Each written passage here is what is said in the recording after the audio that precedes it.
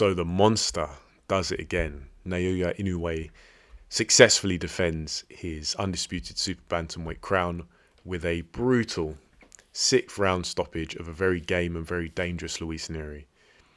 This was a very fun fight to watch, so I highly recommend that you watch it. I also think that this was a fantastic performance by Inoue.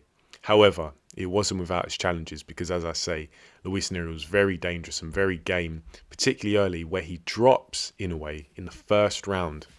So the first round has started, and Inoue already looks like he's clocking on to Nery's lead hand rhythm. Of course, it's a Southpaw versus Orthodox matchup, so there's that jockeying, that battle for lead hand control.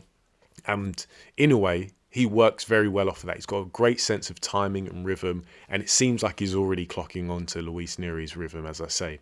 And he's attempting a couple of punches, but it's early in the fight, so Nery's able to get out of the way. And not only is he able to get out of the way, but Nery himself is always also starting to get a feel for the timing and the rhythm, and he's winging these southpaw left hooks, and he's not missing by much. So it's very much looking like a shootout. They get into this semi-clinch, kind of up close, and in a way he tries this left uppercut, I believe it was. Partially lands, not the most full-blooded punch, but it leaves him exposed on the center line like uppercuts often do, and he gets dropped heavily by a Luis Nery left hook, and he just gets completely spun around by that punch. However, this is where it's impressive because I don't believe Inoue's actually been knocked down in his career. I think there are very few times he's actually been rocked by punches, but he doesn't freeze, he doesn't choke, he doesn't panic. He takes his time, he still seems lucid, and he's receiving his count. He doesn't rush to his feet, he takes his time, gets up, and as you can imagine, Nery's going after him. He sees his chance to go for gold, and Inoue, he's reeling a little bit, he's defending, but he's also countering. And he sees out the round, it goes into round 2, and he gets his own back. He drops Nery with a left hook counter after Nery once again attempts that left hook from the southpaw position. Misses, is just left out in the wilderness, and Inoue, despite the fact he's going backwards, once again displays that power, great timing, drops Nery. And from this point on, it started to become quite surgical from Inoue, I felt, where he's got his confidence back, and now his boxing is just flowing. He's got his timing, he's got his straight punches in particular, the rhythm, but now he's a bit more defensively aware, so we're starting to see him throw his straight shots, then he rolls off, gets an angle, or he follows through with a right hand, slips off the center line and steps round to get an angle. It's really impressive stuff. Just the poise, the technique, and the discipline as well, because that's one thing I noticed about Inoue, is he doesn't rush. He loves to find that timing, find that rhythm, and work off of it. And that's what makes him so effective. This is something that I was alluding to, that someone like Jaime Munguia doesn't have that developed skill set, whereby Munguia uses punches to set up punches, which is fine. Like, that's kind of boxing 101. But the highest level, it's not always going to work. And you see someone like Inoue, who's not particularly flashy, very athletic, yes, but very poised, very disciplined with his technique. He'll use other means of timing his punches. So he'll use his own footsteps to time a punch. He'll use his opponent's footsteps to time the offense. He uses that kind of probing lead hand in the southpaw orthodox matchup, and he can jab over that. He can cross over that. It's there are more avenues that he uses to land his offense than someone like a Jaime Munguia.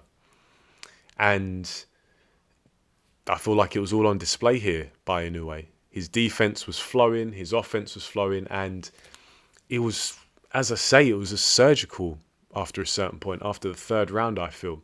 And we could start to see the damage accumulating on the face of Luis Nery. But also, I was looking at his expression, I was thinking, the fight's being beaten out of him.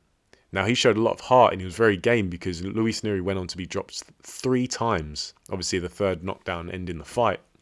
But it just seemed like Inoue was, as I say, beating the fight out of him, because he was taunting, he was goading, he had his hands down, sticking his chin out at certain points. And I was thinking, wait, this guy got knocked down in the first round? So the resolve, the confidence of Inoue to get through that first round. Because just put it in perspective, he got knocked down legitimately with a big punch in the first round in front of his hometown fans, sees out the round, and then continues to perform the way he does. I'm super impressed by that. And yeah, he after the second, third round, he's just picking Luis Nery apart, drops him again in the fifth round with a excellent left hook, once again up against the ropes, so showing he's got that power going backwards, or at least in a compromised position.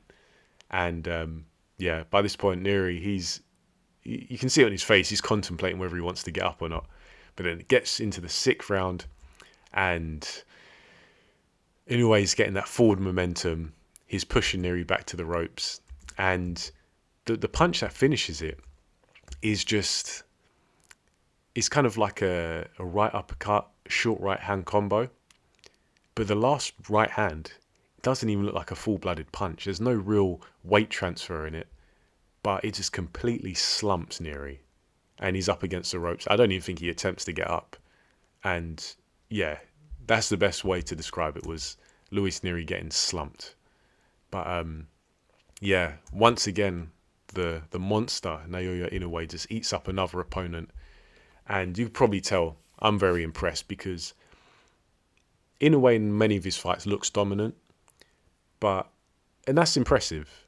But in this fight, where he has to deal with adversity from early in the first round, but then to stay composed, not panic, not freeze, and just can, from that point on, assert his dominance, I find that even more impressive, because he was presented with questions, and as far as I'm concerned, he answered them with flying colours. He passed that test. And yeah, maybe there's some technical shortcomings whereby he got knocked down initially. I feel like that was a lack of defensive responsibility, and maybe he just overestimated his power, or didn't realise the position he was in on the centre line to get cracked by that punch. But that can be learnt from, I felt. I feel like that's going to be a lesson to him, to maybe have a bit more defensive awareness from early on. But the way he reacted, I don't think you can really argue with that. You know, as I say, he didn't freeze, he didn't choke, he just took his time, stayed composed, and then showed that steely resolve to get back into the fight and start to pick his opponent apart in surgical fashion the way he did. Like, we know he's got power, we know he's got speed and technique and timing, but to show that kind of internal fortitude and then use those skills to see the fight out, mate, I thought this was a brilliant performance. So I'm excited to see where he goes next, because that's another thing, you know, just to give the man his credit. He's not messing around when it comes to legacy. The amount of title fights he's racking up, the high-class opponents he's fighting, you know, there doesn't seem to be any objection. It's just like, yeah, I'll fight this guy. No real arguments. And so I think it's fair to call Naoya Inoue a throwback fighter, because he has a serious mentality inside the ring and out. And yeah, he's willing to do the business and back it up. So props to Naoya Inoue on a great performance. And of course, commiserations to Luis Nery, who was very game, very dangerous for however long it lasted, but ultimately just fell up short, as often happens with Naoya Inoue opponents. But hey, that's my take on this fight. Let me know your thoughts on the performance of both men in the comment section below. For now, thanks for listening, and I'll catch you on the next video.